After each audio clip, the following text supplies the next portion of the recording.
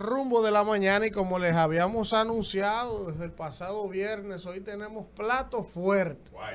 Nos honra y nos distingue el ingeniero Ramón Alburquerque, importante dirigente del Partido Revolucionario Moderno, y no hay que presentárselo. Ustedes lo conocen, una lumbrera de este país que para nosotros es un orgullo y un privilegio cada vez que nos regala unos minutos para conversar con él. Buenos días, ingeniero, gracias por estar con nosotros. Buenos días, encantado. Ingeniero. A este elenco tan calificado. Ingeniero, vamos a iniciar de inmediato. Yo tengo una inquietud que me gustaría conocer su parecer. Hemos tenido una conducta recurrente por parte del grupo que dirige el gobierno y el Partido Revolucionario Moderno hoy. Una conducta de repudiar todo lo que huele al partido, incluso peligrosamente llevando eso hasta un tema de clases, porque hay que decirlo. Ha estado marginando mucha gente, los que no son pop y blanquitos no lo queremos aquí. Vino el tema de la elección de las autoridades del partido, ratifican a José Ignacio, a Carolina y las autoridades sin voto de las bases. Ahora viene la elección de la dirección ejecutiva del partido, meten allí una serie de personas que todo el mundo se pregunta. Entonces yo le di, la pregunta es, ingeniero, después de ver esto, presidente está en reelección, ¿habrá forma de que ustedes, los que son disidentes, que es un grupo que sigue creciendo silenciosamente, puede armar un bloque, o sea, o ustedes van ahí, usted con una candidatura, Guido con otra, por ejemplo, por ahí andan los Fulcal que están medio guapos también, Kimberly, Adam Peguero, o ustedes pueden armar un bloque para enfrentar eso? No, pero yo no creo que ese sea el problema fundamental del país ahora. ¿Por qué? Porque esas son cuestiones partidarias que se van a ir resolviendo. A veces existe el boomerang, que es cuando usted golpea, cree que va a destruir al otro o que le va a hacer un gran daño, entonces el que se golpea es usted, porque en la medida que se acerque más el proceso electoral de la elección popular, se sabe que todas las mañoserías, manipulaciones, no tienen sentido, porque ¿cómo tú te presentas con un candidato que no tenga raíces populares ante un proceso electoral? Tú sabes que va a perder el dinero, que él va a perder, que va a despreciar la oportunidad de ganar la posición, la curul, el ayuntamiento y todo esto. Entonces, yo hasta entiendo el golpe de manos que han dado con la dirección del partido, porque como se cedió a Macarrulla la dirección política de los asuntos políticos del gobierno, se cometió un error garrafal que nosotros, por eso lo menciono, siempre lo advertimos. ¿Qué ocurre? Que usted no puede ganar políticamente unas elecciones, y mire que hay que ser político para llegar al poder. Y entonces luego cuando llega al poder, dejar que el poder político sea dirigido por una mentalidad empresarial. ¿Por qué? El primer error de ese infortunado amigo fue pedirle currículum a los amigos. Pero no, el primer error fue enviar una serie de formularios diciéndole a cada dirigente: escriba aquí las posiciones que usted quiere, los cargos que usted quiere. Cuando yo vi eso, porque no se me consultó, yo me espanté. Yo dije, la gente que siempre quiere que usted le envíe entonces un formulario diciéndole, pida por su boca. Es como el que nunca ha ido a un buen restaurante y de repente va, pide 2 y 3 platos que luego no sabe qué hacer, tiene que llevárselo para su casa, porque no se lo puede comer, porque ha ordenado por la gula, no por la racionalidad de lo que se va a comer. Entonces, eso es así. Y en realidad a nadie se le debe pedir un currículum cuando busca un empleo frente al gobierno, porque es que la Constitución dice que el gobierno es el garante de que cada ciudadano tenga un empleo. Entonces, tenga muchos currículos, no tenga ninguno, sepa leer o no sepa leer, necesita un empleo y debe encontrar un empleo, porque ese es el gran triunfo de Estados Unidos. Le preguntan allá currículum a los que van de aquí, a veces sin dientes, llenos de grajo y de 20,000 cosas, pero lo importante que ve un judío, aquí llegaron 2 manos que me van a trabajar. Entonces, se le da empleo, el tipo, al tener recursos, infla su dignidad y se convierte en otra persona. Empiezan a llamarle mister y ahí está el hombre enviando remesa para República Dominicana. Entonces, pienso que eso es así. Pero yo quisiera, hay demasiadas cosas que uno domina. Si yo vengo aquí de que hablar de menudencia, de chismecito político, oiga, hemos desaprovechado. Oiga, ahora mismo la OPEP Plus, para allá vamos, dirigida por Arabia Saudita, oye, ahí sí que hay política. Lo otro lo vamos a ir manejando. Y quería cerrar lo que estaba mencionando anteriormente, diciendo que hasta comprendimos lo que hicimos, de quedarse sin votar. Porque si el gobierno presentaba 100 candidatos, vamos a poner, y 80 perdían, donde a menos de 2 años, esto iba a ser algo tan fuerte que uno hasta comprende. Está bien, te voy a tolerar esa malcriadeza, porque todos tenemos que tener juicio político, racionalidad política, y eso lo entendemos. Pero no vayas con eso cuando se trate de seleccionar al candidato a la presidencia, a los senadores, diputados. No quiera dar un jonrón sin pisar base. Eduarda. Sí, justamente, muchas gracias, ingeniero, por estar con nosotros primero el día de hoy. Justamente me gustaría hablar un poquito de los precios del petróleo, que por estos días vemos que van aumentando.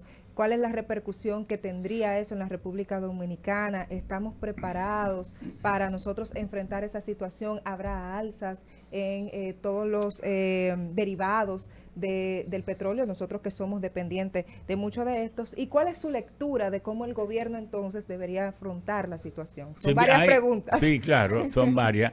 Y ahora yo le voy como a empeorar, porque le voy a empezar agregando otra cuestión. ¿Dónde estaban los grandes estrategas de Estados Unidos y de Europa que olvidaron al momento de diseñar la política de enfrentamiento a Rusia y entonces presionar a la Unión Europea, que tenía un acuerdo con Rusia? Porque eso de que la Unión Europea, los 27, 30 países dependieran del gas, del carbón y del petróleo de Rusia, no se dio, no, invierno no siempre, no se dio de ahora para ahorita. No, el Nord Stream 1, que está en operación desde el 2012, por donde fluyen 53 millones de metros cúbicos de gas cada año, y porque son 11 gasoductos que van desde Rusia hasta toda Europa occidental, 7 que cruzan a través de Ucrania, 2 a través de Bielorrusia, y entonces el Nord Stream 1 y el Nord Stream 2 que estaba pendiente de certificación. Entonces, ¿dónde estaban esos estrategas que han escalado estas acrimosidades y esta ya guerra entre Ucrania y Rusia, más bien la invasión rusa a Ucrania, cuando Rusia le había advertido paso por paso lo que iba a hacer? ¿Dónde estaban? No estoy diciendo que le tomaran miedo a Rusia, no, pero usted, cada vez que usted va a aplicar un proyecto, debe entender que es un proyecto estratégico. ¿Para qué? Para hacer el estudio de lo que se llama la matriz de fuerzas, cuáles son las fuerzas que se necesitan y se pondrán en acción en ese escenario donde yo voy a librar esta batalla. Entonces, para saber cuál usted tiene muy a su favor y cuáles tiene a favor el otro, para librar la batalla con las mayores favorabilidades. Eso es lo que se hace en lo que se llama planificación estratégica situacional, donde usted también hace el análisis de sorpresa. Si esto cambia, si aquello cambia, lo otro cambia, y usted sabe que hay sorpresas imaginables y hay sorpresas inimaginables. A las sorpresas imaginables que le crean escenarios distintos, usted le diseña los planes de contingencia, el plan B, el plan A, el plan B, el plan C, el plan D, y a las sorpresas inimaginables, usted solo puede dotar su estructura de trabajo de una gran capacidad de adaptación y de rápida respuesta. Entonces, con eso en mente, usted toma decisiones. ¿Dónde estaban esos estrategas que olvidaron que Rusia produce el 18% del gas natural del mundo? Y que el que produce 18% usted no lo puede borrar del mapa de ahora para ahorita. Pero para Europa él producía el 50%, el 45% del gas natural. Y que no es posible tampoco sustituir ese gas, porque no se trata de batata, que yo te mando la batata por avión o por barco. Sí. Se trata de que si Rusia cierra esos gasoductos, ¿de dónde va a llevar el gas? Porque entonces se necesitan los barcos metaneros que son criogénicos, las plantas de liquefacción y de regasificación, una complejidad. Entonces también Rusia produce el 6% del carbón del mundo y produce el 10% del petróleo. ¿Qué ha ocurrido ahora? Que la presidencia de la OPEP, que es rotatoria, le ha correspondido a Arabia Saudita. Entonces ahora está la OPEP Plus, porque de la OPEP miembros solo son 12, pero hay una serie de países que no son miembros, pero que actúan con el cartel de colaboración o como observadores. Y uno de esos países observadores es Rusia. Entonces ya OPEP, que maneja el 33% del petróleo, ya maneja cerca del 46% con esos países que se le han adicionado. Entonces Arabia Saudita, que la tiene Salman bin, la tiene contra Biden, porque cuando se mató a Khashoggi en la embajada de Turquía, Biden, que estaba en campaña, dijo que lo iba a convertir en un paria internacional. Y entonces ahora fue, porque se acercan las elecciones del 4 de noviembre, de medio término, sí, que luce Trump como favorito, y Dios quiera que no lo sea, pero fue porque sabe que si los precios de los combustibles siguen tan altos, va a ser muy difícil que ese pueblo americano, que es una maquinaria de consumo y que solo vota más por la barriga que el pueblo dominicano. Oigan esto, Estados Unidos vota más por la barriga, que aquí se acostumbra a insultar a los dominicanos, decirle que votan por 1,000 pesos, un picapollo, un pote de ron, pero allá eso no, pero si el costo de la vida está muy alto, la gente se disgusta demasiado en Estados Unidos. Entonces ahora determinaron que para el 2-3 de noviembre van a cortar en 2 millones de barriles de petróleo por día la producción. El mundo está produciendo más o menos 100 millones, más o menos lo mismo que consume, y entonces cortar la producción en 2 millones va a crear un déficit entre oferta y demanda muy considerable. Se espera que suban, entonces ya que hay presiones regionales, que según el Ministerio de Industria y Comercio, aquí no se ha bajado, porque el petróleo bajó en los últimos 2 meses y medio, bajó aproximadamente un 23%. Sin embargo, aquí se mantuvieron los precios igual. Se argumentaba, bueno, no, pero es que ellos lo están subsidiando. Sí, pero que el subsidio esté en el presupuesto y una vez se gasta y se aplica, ya no hay que recuperarlo, porque el presupuesto es exactamente eso. Los gobiernos no tienen que ganar dinero.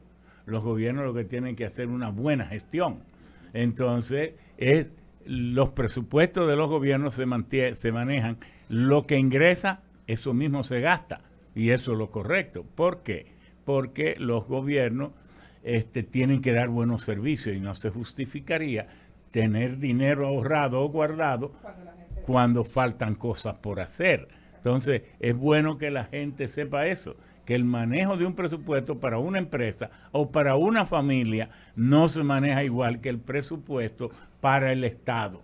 El Estado debe gastar todo lo que recibe con las reservas razonables del lugar, pero las familias sí deben ahorrar porque la riqueza nace de la pobreza. Todo el que es pobre puede ser rico. Lo único es que tiene que tener la disciplina para hacerlo. Ingeniero, gracias por estar aquí con nosotros. Ingeniero, quisiera preguntarle, mire, yo escuchaba al ministro de Industria y Comercio elevando una voz de alerta por el tema del gas, específicamente, según el planteamiento de él. ¿Cuál de los gas? Está el gas natural y el gas natural. Según el planteamiento de él, era como que ahora en diciembre todos los contratos que tenemos a futuro se iban a vencer. Eso fue lo que interpreté de sus palabras. Yo dije, bueno, eso no es cierto. No, pero de eso sabe AES, porque la única que importa aquí, gas natural, es AES, esa empresa de Andrés Bocachica.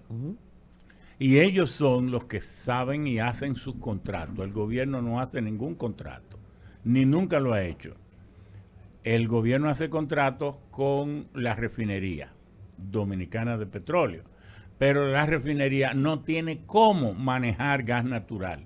Sí puede manejar gas y producirlo, gas licuado, pero gas natural no, porque el gas natural es algo totalmente distinto. Incluso el gas natural no está ni siquiera contemplado en la ley de hidrocarburos, que fui yo que la hice, nosotros, porque para ese entonces, en el año 2000, el país no importaba gas natural. El gas natural es un combustible que se conoce en República Dominicana a partir del 2002-2003, cuando se termina la instalación de la planta en Andrés Bocachica y entonces se importa por primera vez gas natural. Si terminan o no terminan, eso es natural que los contratos terminen, pero AES no obedece a los mismos criterios del Ministerio de Industria y Comercio, que a veces no sabe ni manejar una fórmula.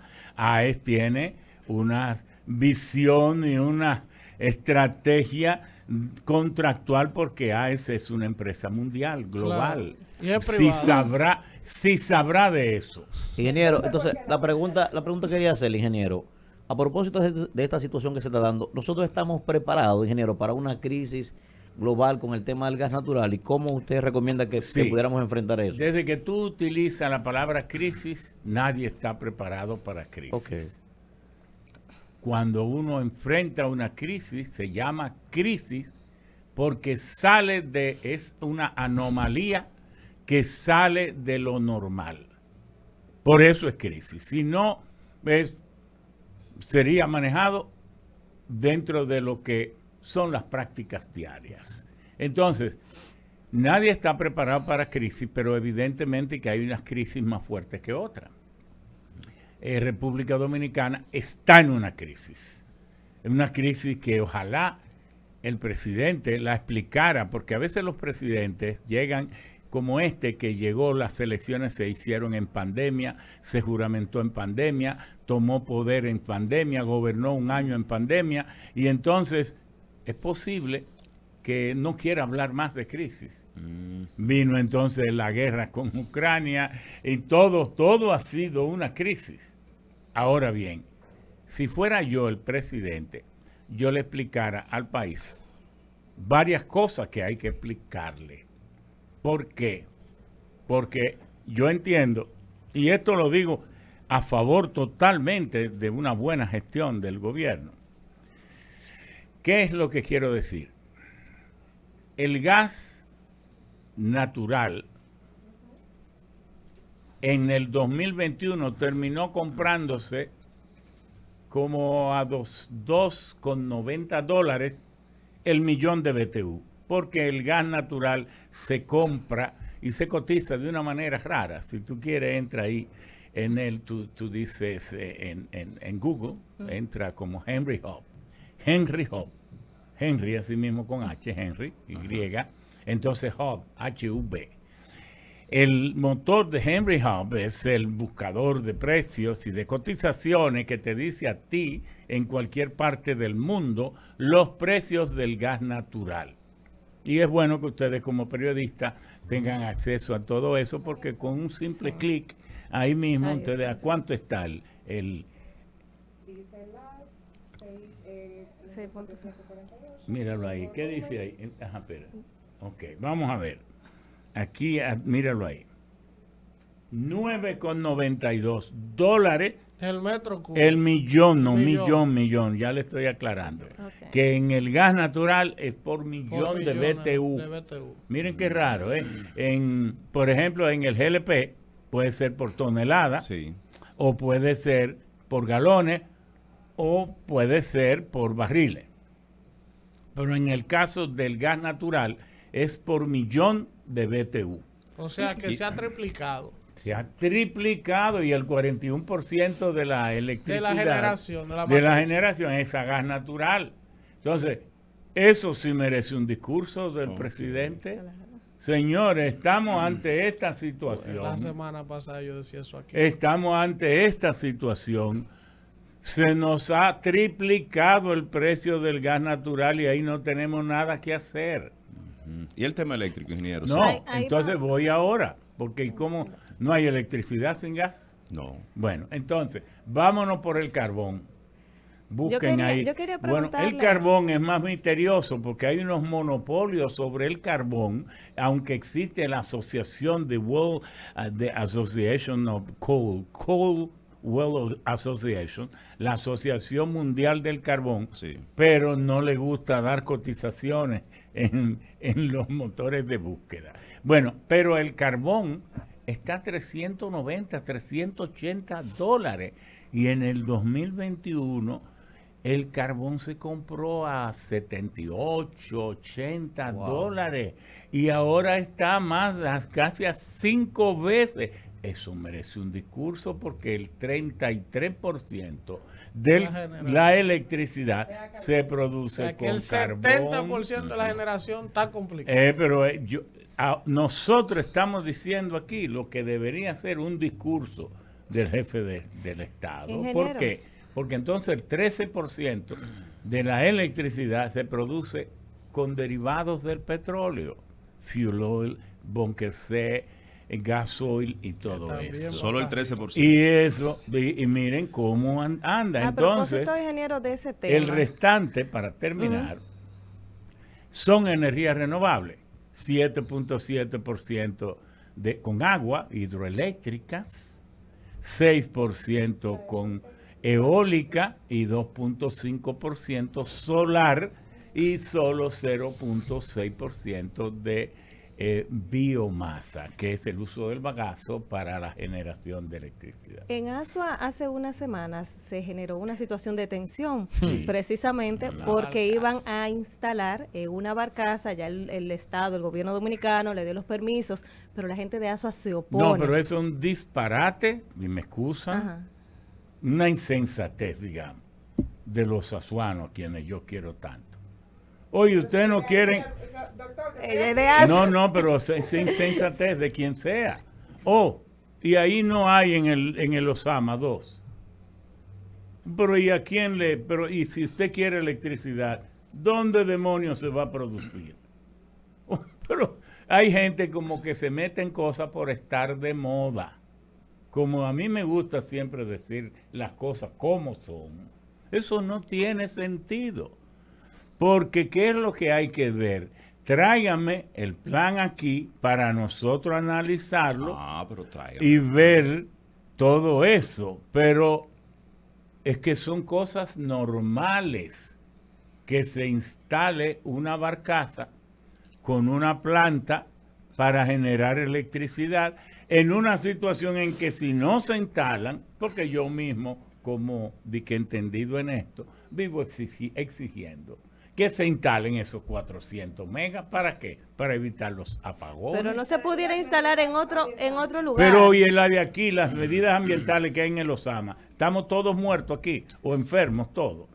Porque ahí hay 2 plantas que están tienen de más o manera menos ilegal, la ingeniero, misma. ahí. No, hombre, todas esas son funcionarios como que a veces no hayan que hablar y entonces empeoran las cosas. Yo me voy por las cosas claras. Esas plantas está bien que se instalen. Esas plantas ahora sin abuso al medio ambiente y todo eso. Pero el gobierno tiene que hacerlo porque el gobierno se le está exigiendo que instale la puñada planta para que no haya apagones. Entonces usted le va a decir, porque la va a instalar en la luna. Pero es que hay cosas que hay que decirlas como son. Yo termino de una vez las conversaciones, porque yo de una vez se lo digo a la gente, digo, pero ven acá, pues vamos a caer en la insensatez cuando tenemos tantos otros problemas. Yo en Asua me hubiera puesto a hacer protesta por el desempleo, por la falta de vivienda, porque a ellos les faltan demasiadas cosas, y no de que una rebeldía por unas plantas que no queremos apagones. Entonces, ¿dónde la vamos a instalar? Porque entonces en la zona metropolitana, en la riada del río Sama, sí merece que le instalen una planta, pero allá no. No queremos eso aquí. No. Me parece que extremaron las exigencias, y es bueno que los pueblos estén alerta. Falta de manejo, mal manejo. Sí, tal vez no se condujo o no se canalizó. No se canalizó bien. Debidamente, hubo prisa, pero hay que decir las cosas como son. Somos un pueblo, tenemos que complementarnos unos con otros. Eso es como, por ejemplo, que dijeran la provincia Altagracia, los impuestos del turismo, si los hubiera, solo pueden invertir en la provincia de la Altagracia. Entonces, ¿cómo va a haber dinero algún día para invertir en Elías Piña y en Pedernales y en Independencia y en las provincias muy pobres? Hay que equilibrar. Entonces, hay que equilibrarlo. Entonces, la sensatez es lo único que nos puede guiar por buen camino. Ingeniero, ¿cómo va su proyecto de cara a convertirse en el candidato a presidente del Partido Revolucionario Moderno? Se va a enfrentar al presidente de la República que posiblemente se repostule, y me dicen que en las próximas horas el director de INAPA, Wellington Arnaud, estaría también presentándose junto a Guido Gómez Mazara y otros más.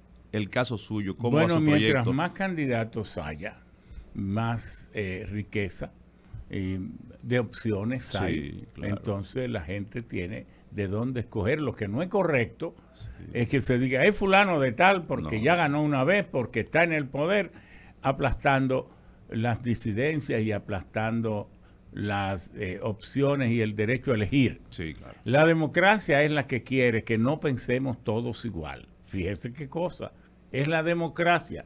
Porque desde que la democracia exige que haya distintas opciones, nos está diciendo no piensen todos igual.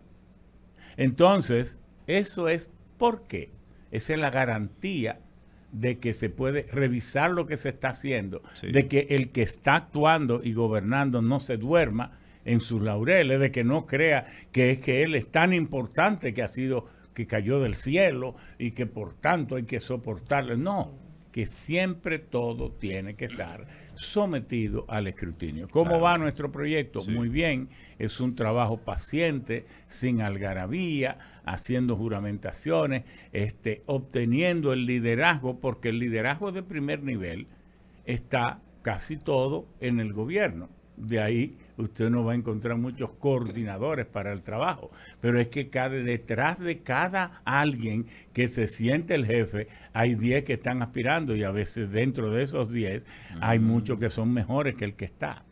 Entonces, en ese nuevo renacer, en esa renovación, se descubren joyas. O sea, ¿usted le va a arrebatar la candidatura? No, no arrebatar, no, porque le va a ganar. No, pero claro, porque no use esos términos y hablándose del presidente. Alguien te oye por ahí. ¿Le va a arrebatar? No, nadie le va a arrebatar nada a nadie. Es sencillamente a competir, a trabajar por medios democráticos, demostrando la validez de sus argumentos para que aquel que entienda que es la vía correcta, entonces la abrace y trabaje por ella. Yo quisiera conocer la visión de un hombre que aspira a dirigir la nación con la brillantez y la visión holística de tantas cosas como la que usted maneja, la opinión y qué haría Ramón Alburquerque con el tema haitiano, y su opinión sobre lo que el presidente anunció en el día de ayer en la frontera.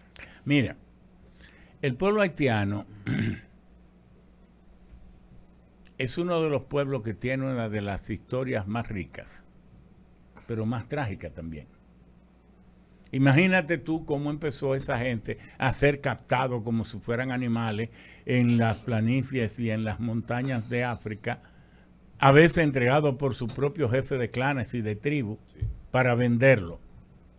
Entonces trasladarlo en tiempos, en los 1500 y los 1600 a través del Atlántico, 6,000 y pico, casi 7,000 kilómetros, en unos barquitos que entonces no habían nada más que barcos a vela y algunos a remo, y ellos mismos tenían que remar, llegaban la mitad vivos. Esa es. Pero ahí mismo tenían unos grilletes y unas cadenas. La vida se le oscureció para siempre, pero peor aún, cada uno hablaba un idioma. Porque en África, hay más de 500 dialectos, porque cada 40 kilómetros, 40, 50 kilómetros, es el límite para que a pie ya la gente se vaya diferenciando tanto que nacen nuevos idiomas. Entonces tú metido en una galera, en un pequeño barquito de eso, de muerte, comiendo lo mínimo, que el que te queda al lado no habla su idioma ni el tuyo. Entonces, desde ahí tú perdiste el derecho a hablar y la oportunidad de hablar. Por eso, cuando llegan aquí a Haití, Haití sintetiza su propio idioma. Sí. El creol fue creado en Haití. No sé dónde se habla ese idioma, en ninguna parte del mundo. ¿Por qué se crea? O con el mismo idioma que hablaban los amos, los dueños de ellos, los propietarios de ellos le pusieron palabras de distintas jergas y dialectos haitianos, entonces le metieron palabras francesas, palabras del alemán, palabras de inglés y del español. Y por eso el creol es algo tan extraño. Quillongelé. ¿Y cómo usted se llama? Que quillongelé. El qui, tú sabes que eso viene, algo de español tiene. El yo, usted, relé, appelé, así se dice en francés. Je m'appelle, yo me llamo.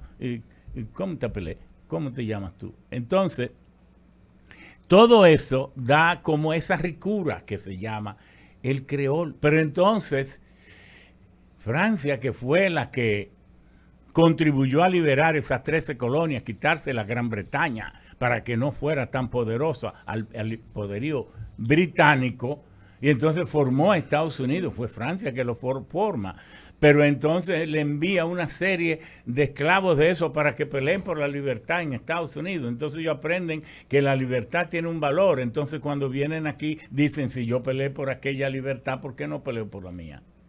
Pero seguían siendo esclavos o semi-esclavos. Entonces se meten a sacerdotes vudú, y en 1793 hacen la reunión aquí en el norte, en Fort Liberté, y se hacen pasar que es una reunión de sacerdotes vudú, y ahí es que fraguan la independencia de Haití. En 1804. Entonces vencen a Napoleón Bonaparte, al emperador del mundo. Pero ¿qué pasa? Que Francia, derrotada, entonces se dedica a esa nueva nación negra. Como todos ustedes tienen esclavos negros, no la reconozcan, porque si la reconocen, entonces le va a pasar lo mismo a ustedes. Estados Unidos vino a eliminar la esclavitud en el 1865 y en realidad todavía la está eliminando. Pero entonces ninguna nación reconoció a Haití, y la colonia que hacía Francia, profundamente rica por la demanda que había de los bienes que producía, esa misma colonia, al bloquearle, porque hasta la Iglesia Católica nunca quiso reconocer como país independiente, entonces destruyeron la economía de la colonia rica y convirtieron una nación independiente profundamente pobre. Oigan, todas las cosas de Haití. Pero también tiene Haití sus propias cosas internas. Esa gente está asignada por un odio a veces entre ellos mismos. Porque ¿qué pasó? Jean-Jacques Dessalines fue el héroe, el padre de la patria, por eso el himno de Haití se llama Dessalines, en honor a Dessalines. Sí. Bueno, entonces, Alexandre Pétion y Henri Christophe, sus dos lugartenientes principales, lo matan a los 2 años, asesinan a Jean-Jacques Dessalines y dividen Haití en 2. El Imperio del Norte, Henri Christophe, por eso está la Citadelle, esa ruina impresionante, y en el sur estaba Alexandre Pétion. Pétion fue que llamó a Bolívar, que estaba derrotado, huyendo y enfermo en Jamaica, y lo trae aquí a Haití y le dice, ahora es que la independencia de América va, porque Haití entra en acción y lo vamos. Lo mandamos a buscar para que se sane y cuando se recupere le voy a dar dinero, los barcos, y le voy a dar soldados para que América sea libre. Y cuando Bolívar le pregunta, ¿y por qué eso? Le dice, para que libere todos los negros que en las naciones que usted forme, libertador.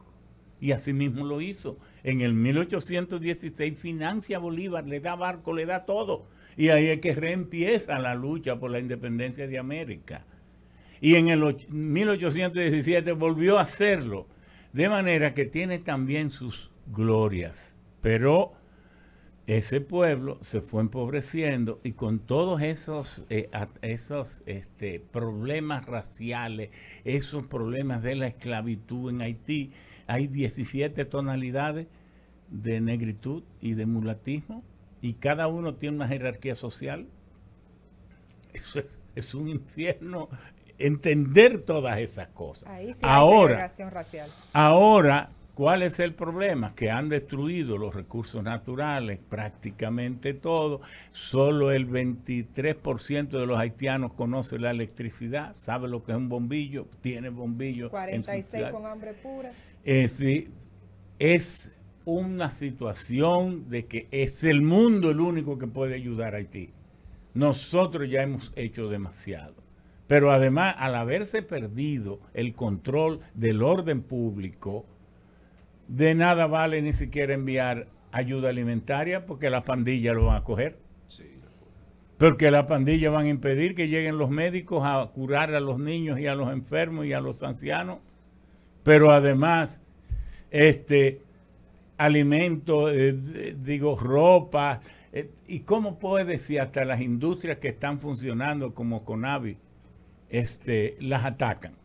En otras palabras, Haití ahora es una situación que tiene que empezar por una ocupación militar, una fuerza militar con la capacidad, y lo dijo Pamela White, la ex embajadora de Estados Unidos en Haití. Ya me he convencido de que las vías diplomáticas nada tienen que hacer en estas circunstancias. Es botas sobre la tierra. Ingeniero. Tienen que ser. ¿Cuánto? Ya eso sabremos. ¿En qué envolvimiento debe tener República Dominicana? El mínimo, para no dejar resabios de rencores y cosas. Lo más lejano posible de eso. Justamente. Lo que podamos hacer para facilitarlo, hacerlo, pero no involucrarnos, acercarnos, ver la situación, ayudar en lo que podamos, sin involucrarnos directamente. Además, porque somos los que estamos aquí, los que somos vecinos, no podemos dejar de ser vecinos. Haití no es un problema de moda, lo vamos a tener ahí siempre. Tienen tanto derecho a estar ahí como nosotros. Sí. Entonces lo mejor es entenderlo y entenderlo bien y rápido. Además tenemos una historia compartida que usted también estoy fascinada con lo que nos ha dicho, pero me gustaría saber, en ese sentido, usted ha explicado toda la situación, el vandalismo, la situación de hambre pura, la situación de salubridad, o sea, son muchos factores que se le agregan a Haití. Ante esa situación, la República Dominicana como país, para proteger sus ciudadanos, para proteger sus nacionales, para resguardar un poco lo que tiene que ver con la tutela efectiva de los derechos de sus nacionales. Entonces, ¿cómo enfrentar que las pandillas no crucen para este lado, por ejemplo, que el caos que impera allí no cruce para este lado? Porque usted ha dicho algo, nosotros compartimos una isla y a veces se nos olvida que incluso lo que pase allá, porque la naturaleza y el clima no conoce fronteras, nos afecta acá. Eso es así. Bueno, y esa es la parte tal vez más sencilla, porque tenemos, afortunadamente, nuestra situación no es la de Haití. Nosotros somos un Estado cohesionado, que tenemos un disfrute político de las disensiones, disparidades, pero como nación sabemos lo que queremos, incluso todos los partidos políticos apoyan al presidente en estas acciones, ya se lo expresaron, tanto por el huracán como por esto de Haití. Entonces ya hay un mando unificado, hay una Secretaría de Estado, un Ministerio de las Fuerzas Armadas, en eso no hay problema de mando, hay una línea de mando limpia que se ejecuta. Entonces lo que hay que hacerlo, si yo fuera hace tiempo, yo siempre he dicho, me gusta como trabajar por objetivo. Si yo fuera presidente, ubicar el Ejército Nacional en la frontera y que estuviera su sede ahí, que para ver al jefe del ejército usted tuviera que ir a la frontera, para que sepa que eso es lo que él tiene que cuidar. Porque ¿de quién tiene que temer República Dominicana? De una invasión militar. No, y Haití es imposible, porque Haití no tiene parlamento, no tiene gobierno, no tiene...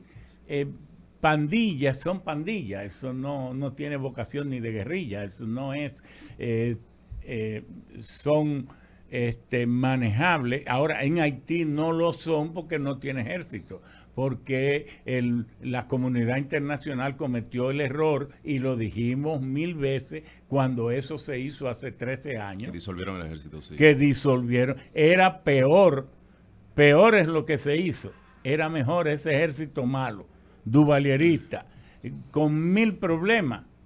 El ejército dominicano nunca se limpió del trujillismo. Los trujillistas estaban todavía, y no dude de que haya métodos que todavía ahí subsistan. Sí. Ingeniero, mire, una parte de las campañas electorales las patrocina el pueblo dominicano con sus impuestos, ¿verdad? Con lo que le da a los partidos políticos. Y además, ya el presupuesto nuestro sobrepasa el billón de pesos, ¿verdad? Yo he dicho, si usted como candidato, una parte de su candidatura la hace con mis impuestos, y encima de eso usted dice que lo que quiere es ir a administrar mis propios impuestos, se supone que usted debe darme explicación a mí sobre ese tipo de cosas, ¿verdad? Entonces, por esa razón yo soy partidario vertical y promotor del debate de las propuestas electorales en este país, del debate obligatorio. Quisiera preguntarle, ingeniero, cuando venga ya el calor de la campaña abierta, yo sé que usted está en su proyecto, si usted está en disposición, yo no voy a utilizar el término desafiar, invitar primero a sus propios compañeros, encabezados por el presidente de la República, a ir a un debate con ustedes. Mira, ¿qué ustedes quieren hacer por este pueblo? Seguir haciendo, yo tengo mis planteamientos muy claros, y después entonces usted se convierte en candidato, también desafiar a los candidatos de los demás partidos a un debate en una universidad para darle valor al debate electoral, que no sea solo la cháchara política aquí, que fulano es ladrón, no, eso no es política. Quiero saber si usted está en disposición de eso, ingeniero. Sí, pero como hay tantos ladrones, eso del también hay que decir quién lo es, okay. No, y porque hay muchos ladrones aspirando a presidente aquí que no le han pasado, claro, que no han sido ni siquiera investigados. Porque si el país sabe, se levanta una esquina, surge Coral, la otra esquinita, Caracol, la otra, Antipulpo, la otra, Medusa, y otras más, ahora el Pato Donald. Óigase, esto da grima, y a lo mejor todos los involucrados en eso están aspirando a presidente. Hubo uno que dirigió la Cámara de Diputados, se fue con un faltante de 1.000 millones, eso no se ha investigado, no todavía. Entonces, no podemos estar dentro de gente de vida tan dudosa que viven en la penumbra porque no se le ha hecho, porque la Cámara de Cuentas es la primera víctima, porque la primera víctima de las guerras es la verdad. Sí, claro. Entonces, como aquí tenemos, de hecho, una guerra contra la corrupción, la primera víctima es la Cámara de Cuentas, que es la que busca la verdad. La primera víctima, o no ha servido nunca, o ahora que tiene personas calificadas, entonces ahora está sumida y hay personas, se está investigando en la Cámara de Diputados, pero entonces quieren en el Senado hacer otras andanadas. Entonces, todo esto es necesario. Sí, el partidismo político ha tenido un largo trance. La primera vez que se modificó la ley electoral para introducir el financiamiento político a las campañas fue en el 1997. De ahí hacia atrás, los partidos políticos eran especies de clubes o de grupos de admiradores o de cómplices de cada político o de cada precandidato o candidato o de cada presidente. Y entonces ellos hacían dentro de su partido lo que les daba la gana. Pero qué lucha ha costado hacerle entender a los que se creen líderes de los partidos que ya los partidos políticos son entidades públicas y que los ratifique el artículo 216 de la Constitución de la República, pero otros artículos más, y asimismo las leyes electorales y la ley de partido político. El manejo del dinero público para la vida política, y yo creo que eso es correcto. Recuerdo, por ahí está nuestro amigo y compañero Emmanuel Esquea, que Peña Gómez nos llamó a él y a mí, a Cambita, y nos dijo, llegó el momento de que las campañas políticas sean financiadas por los partidos como se hace en Europa y en casi toda parte del mundo, porque entonces los partidos de caudillos ricos o con grupos muy adinerados tienen ventajas. Sí. Entonces, entonces nos dictó, que el dictado lo tomó Emmanuel Esquea, y de allí fue que Emmanuel Esquea redactó lo que luego nosotros presentamos en el Senado para que se financiara los partidos políticos. Eso lo recuerdo, de manera que estoy totalmente de acuerdo con usted. Y sobre el tema de los debates es la forma más civilizada de decirle a los pueblos qué es lo que usted propone. Sí, además, claro, es una obligación. Es una obligación. Por tanto, estamos totalmente de acuerdo, y más nosotros, que somos tal vez la persona que más innovaciones pudiéramos introducir dentro del pensamiento político gestionario del Estado, porque aquí hay muchas personas que están aspirando a presidente porque creen que todo el que respira debe hacerlo, ¿verdad? Y después de Gonzalo cualquiera aspira. Y tal vez no Gonzalo. Hay otro que no puede ser, porque Gonzalo, por lo menos, que ni conozco siquiera, ha demostrado con sus empresas, porque aunque fuera tomando favores del Estado después de un cierto nivel, en verdad, hasta para usted ser Al Capone tiene que tener talento. Claro. Sí. Sí. Ingeniero, ¿qué les parece a usted la imposición en la dirección ejecutiva del PRM del ministro de Industria, Comercio y MIPYMES, Ito Bisonó, de Robertico y otros 15 más, así por el dedo? ¿Usted como que se encojonó con esa decisión? No, yo no me incomodé. No, yo sé mis reacciones emocionales, cómo dirigirla. Ajá. Eso tú le coges lástima al que lo hace. ¿Usted le cogió lástima? Porque ¿cuántas neuronas debe tener el que hace eso? Cógele lástima. ¿Usted le cogió lástima? Sí, claro, la peor herida que tú le causas a alguien cuando comete una zona así, un acto así, es tomarle lástima, y es que no tiene nada en el cerebro. Pero yo todavía me siento apenado. ¿No le molesta, ingeniero, que lo vean como un opositor dentro del mismo partido? No, como un pensador opositor, no. Porque mucha gente siente cada vez que yo camino, cada vez que yo camino y me pongo al viento, siempre uno se opone a algo. No, ingeniero, yo soy un pensador antes que un opositor. Sí, pero usted critica mucho al gobierno, ingeniero. Disidente. No, es que yo dije eso. Oiga, es bueno que ustedes me pregunten eso. ¿Quién propuso que se creara el PRM? ¿Quién está aquí? Sí.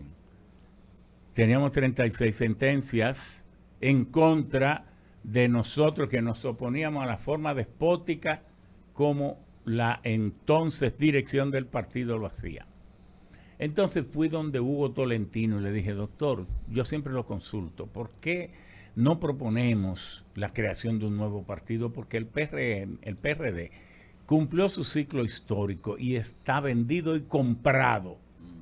Está el vendedor y el comprador. El vendedor Miguel Vargas, el comprador Leonel Fernández, que un día tendrá que expiar todas sus atrocidades cometidas contra el país, que yo se la puedo citar. Entonces, me dice él, sí, pero es que yo tengo 83 años, proponlo tú y yo te apoyo. Bueno, entonces lo hicimos. Pero antes de crear el partido, yo dije, hey, quiero una reunión entre los que nos vamos a comprometer a crear este partido, sí, y quiero que se haga en una casa de familia, no en hoteles. Dice, por cierto, Luis Abinader, quiero que sea en mi casa. Y se hizo en su biblioteca. Y yo dije, ¿qué partido vamos a crear? ¿Cuál va a ser la conducta? Porque cuando yo era presidente del PRD, que fui el único presidente del PRD electo por votos directos y universales. Así fue.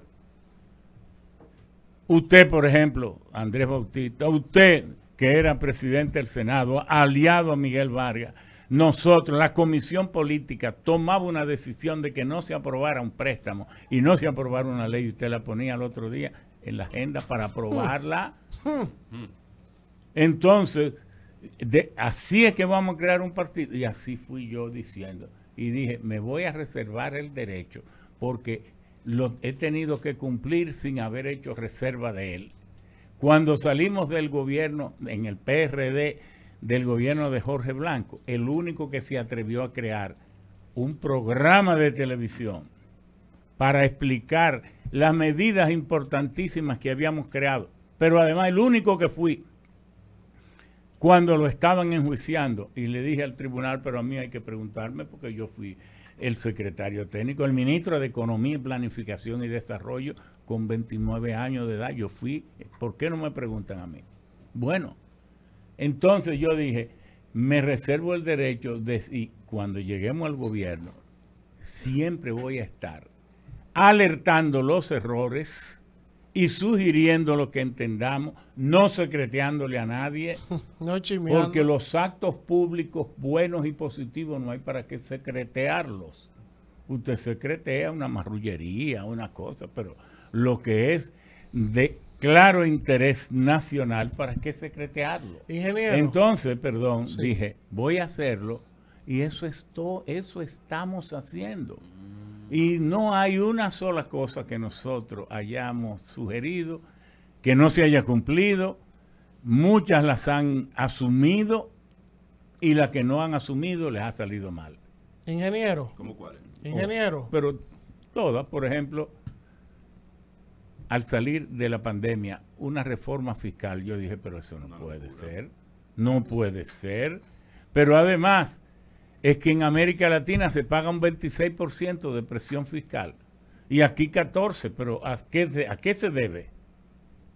A que los ricos no pagan impuestos, tienen sus cuentas offshore y toda esa cosa, entonces van a poner a la clase media otra vez a subirle los impuestos. Ingeniero. ¿Y qué ocurrió? Lo tuvieron que echar hacia atrás. El fideicomiso, yo dije, pero ¿y para qué un fideicomiso que además tiene 12 pifias que no son de que gazapos ni errores involuntarios? Se ve que una intención para quedarse con Punta Catalina, esa oligarquía que donde quiera está. Pero que nosotros hemos ido diciéndole todo como ha sido. Le he dicho, el tema del manejo de los precios de los combustibles, que se maneje esa forma con transparencia, que se maneje con transparencia, que no tiene que haber. Entonces aquí, ¿sabe quiénes manejan los precios en realidad? Los importadores, que hacen, y donde quiera que la gente se le deja que se sirve demasiado. Ingeniero. Pero también nosotros hemos ido uno por uno diciendo por qué nos convienen las cosas. Sí. Y así ha sido.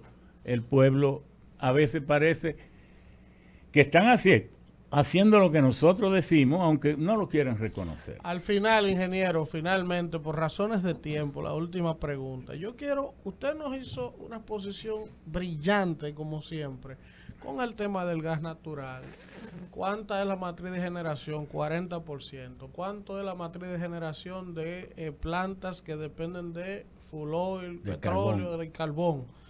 El 32 más 13, 85% depende. Y el resto son renovables. Exacto. Entonces, el 85% de la matriz de generación del país depende de combustibles o componentes que están a la alza por 3 y por 5, ¿verdad? No, y por 4. Y por 4. Entonces, viendo ese escenario, cuando nosotros tenemos un pacto eléctrico, ingeniero, que se firmó aquí, que decía que la sede tenía... Pero ya no está válido, ahora está en el CES. Está bien, está en el CES, se En el está Consejo rediscutiendo, Económico y Social. pero en lo que eso se termina de rediscutir, aquí se dijo que las sedes tenían que reducir pérdidas, la han incrementado. Reducir gasto corriente se ha incrementado. No tienen contadores y nunca nadie le ha dicho a este país que por el lío de Masi Montilla, nadie. No tienen, o sea, hay pérdidas peores. Y entonces el subsidio anual va rondando los 1.500 millones de dólares otra vez para este año. Entonces, con ese escenario, para el año 2023, ¿qué le espera al gobierno en el tema del sector eléctrico? Bueno, los presagios no son buenos, pero tenemos que prepararnos para saberlos enfrentar. Porque las pérdidas de las sedes se deben a muchos factores y eso también debe ser objeto de una buena explicación del propio jefe de Estado o del ministro. ¿Por qué? Porque en las pérdidas que llegan al 40%, hay componentes que no se justifica que se siga perdiendo. Tú mismo lo dijiste, la falta de contadores. Resulta que a las personas que se les factura pagan en un 98%. El problema es a quienes no se les factura por falta de contadores. Ese problema de los contadores merece seguir hablando de eso si tenemos ya 2 años y apenas faltan menos de 2 años. Eso debería resolverse lo antes posible. Ahora, hay otras pérdidas que se deben a mal estado de las líneas, de transmisión de la red de distribución, transformadores, una serie de subestaciones, etcétera. Esto no debe ser más de un 4 o un 5% de pérdida debido a eso. Entonces el país debe trazarse una meta y que aquí se sepa con claridad cuál es el porcentaje de las pérdidas que se deben a cuestiones técnicas, cuál es el porcentaje que se debe a incapacidad financiera para facturar a tiempo y cuál es el porcentaje de las pérdidas que se deben a los altos precios de los combustibles. Porque las EDES han duplicado y triplicado el precio de la factura. A mí me lo han hecho. Pero ni aún así ellos pueden cubrir la subida de costo del gas natural y del carbón. Es que han aumentado por 4 y 5 veces. Entonces, cosas que deberían estar diciéndolo ellos, las autoridades no lo dicen. Entonces terminan haciéndose daño porque envían un mensaje contrario. Si usted dijera en una publicación, ya que hay tanta publicidad, señores, el precio promedio al que compramos el carbón en el 2021 fue a 76, 78 dólares la tonelada. Y ahora está a 390. Hoy, ¿quién no va a entender que ahí hay un factor de 6 veces más caro? Y entonces, si el combustible, que es el 80% en el costo de generar la electricidad, se ha multiplicado por 6 veces, es muy fácil explicarle a la gente a qué se debe el aumento de las pérdidas. Es decir, hacer el trabajo que usted tiene que hacer, que para eso fue Para eso es que se le está pagando. Gracias al ingeniero Ramón Alburquerque, como siempre, una excelente conversación de muchos temas, y sé que la audiencia que está disparada en YouTube, está casi, hay 800 gente casi ahí conectada en el mundo entero viendo esta entrevista, más los que nos escuchan por radio a nivel nacional. Gracias, ingeniero, y suerte. Encantado a todos. Y la foto.